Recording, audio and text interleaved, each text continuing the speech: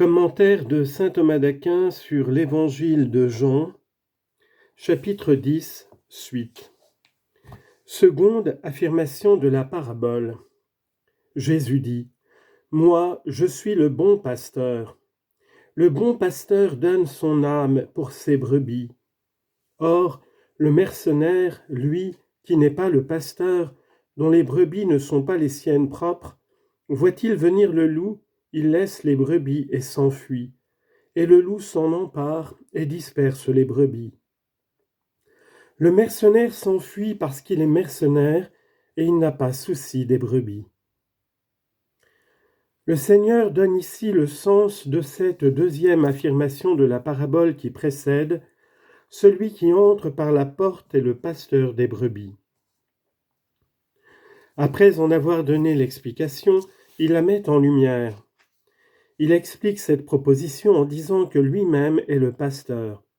Puis, ayant affirmé qu'il est le pasteur, il montre quel est le service du bon pasteur. Enfin, il montre le contraire à propos du mauvais pasteur. Moi, je suis le bon pasteur. Que le Christ soit pasteur, cela lui convient manifestement, car de même que par le pasteur le troupeau est gouverné et nourri, de même par le Christ, les forces de ceux qui croient sont refaites par une nourriture spirituelle, et même par son propre corps et son propre sang. Comme l'écrit saint Pierre, vous étiez comme des brebis sans berger. 1 Pierre chapitre 2 verset 25. Et encore le prophète Isaïe, comme un berger fait paître son troupeau. Chapitre 40 verset 11. Mais pour le différencier du mauvais pasteur et du voleur, il ajoute bon. Bon, dis-je, parce qu'il est dans le service du pasteur, comme on dit bon soldat, celui qui remplit jusqu'au bout son rôle de soldat. Mais comme le Christ avait dit plus haut que le pasteur entre par la porte, et aussi que lui-même est la porte, et puisqu'il dit ici qu'il est le pasteur, il faut donc que lui-même entre par lui-même. Et certes, il entre par lui-même, parce qu'il se manifeste lui-même, et parce qu'il connaît le Père par lui-même. Nous entrons par lui, parce que c'est lui que nous prêchons.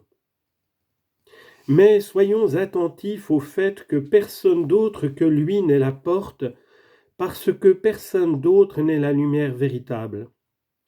Les autres le sont par participation. Celui-là, à savoir Jean-Baptiste, n'était pas la lumière, mais il avait à rendre témoignage à la lumière. Jean chapitre 1 verset 8. Mais du Christ il est dit, il était la lumière véritable qui éclaire tout homme. Jean chapitre 1 verset 9. Et c'est pourquoi personne ne dit de lui-même qu'il est la porte. Cela le Christ se l'est réservé en propre. Par contre, être pasteur, il l'a communiqué à d'autres et il l'a donné à ses membres. Car Pierre fut pasteur, ainsi que tous les autres apôtres et tous les bons évêques. Comme il est écrit au prophète Jérémie, « Je vous donnerai des pasteurs selon mon cœur » chapitre 3, verset 15. Et bien que les intendants de l'Église qui sont des fils soient tous des pasteurs, comme le dit saint Augustin, cependant, il dit d'une manière unique « Moi, je suis le bon pasteur », pour donner à entendre qu'il s'agit de la vertu de charité. Nul en effet n'est bon pasteur, sinon par la charité qui le rend un avec le Christ et le fait membre du pasteur véritable. Le pasteur donne son âme pour ses brebis. L'office du bon pasteur est la charité. C'est pourquoi il dit « Le bon pasteur donne son âme pour ses brebis ». Il faut en effet savoir qu'il existe une différence entre le bon et le mauvais pasteur.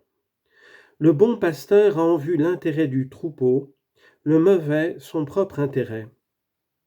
Cette différence est soulignée dans un passage du prophète Ézéchiel concernant les pasteurs qui, dit-il, se font paître eux-mêmes. N'est-ce pas les troupeaux que les pasteurs doivent faire paître ? Ézéchiel chapitre 34 verset 2. Celui donc qui utilise le troupeau uniquement pour se faire paître lui-même n'est pas un bon pasteur, mais celui qui a l'intention de faire paître le troupeau, celui-là est un bon pasteur. Il s'ensuit que le mauvais pasteur, même quand il s'agit de celui qui s'occupe d'animaux, ne veut supporter aucun inconvénient en faveur de son troupeau, puisqu'il ne cherche pas l'avantage des brebis, mais le sien propre. Mais le bon pasteur, même celui qui s'occupe d'animaux, supporte beaucoup pour son troupeau, dont il a le bien en vue. C'est pourquoi Jacob dit « Jour et nuit, j'étais brûlé par le gel et la chaleur ». Genèse chapitre 31, verset 40. Pour les pasteurs d'animaux, on n'exige pas du bon pasteur qu'il s'expose à la mort pour le salut du troupeau, puisque sa vie l'emporte sur le salut du troupeau. Mais parce que le salut du troupeau spirituel l'emporte sur la vie corporelle du pasteur, lorsqu'un péril imminent menace le salut du troupeau, celui qui est pasteur dans l'ordre spirituel doit supporter la perte de sa vie corporelle pour le salut du troupeau. C'est ce que le Seigneur dit, le bon pasteur donne son âme, c'est-à-dire sa vie corporelle, pour ses brebis. Il la donne, c'est-à-dire par autorité et par charité. En effet, l'une et l'autre sont exigées. Il faut que les brebis lui appartiennent et qu'il les aime. La première sans la seconde ne suffit pas. Le Christ nous a donné l'exemple de cet enseignement. Si le Christ a livré son âme pour nous, nous devons nous aussi livrer notre âme pour nos frères. Première lettre de Jean, chapitre 3, verset 16.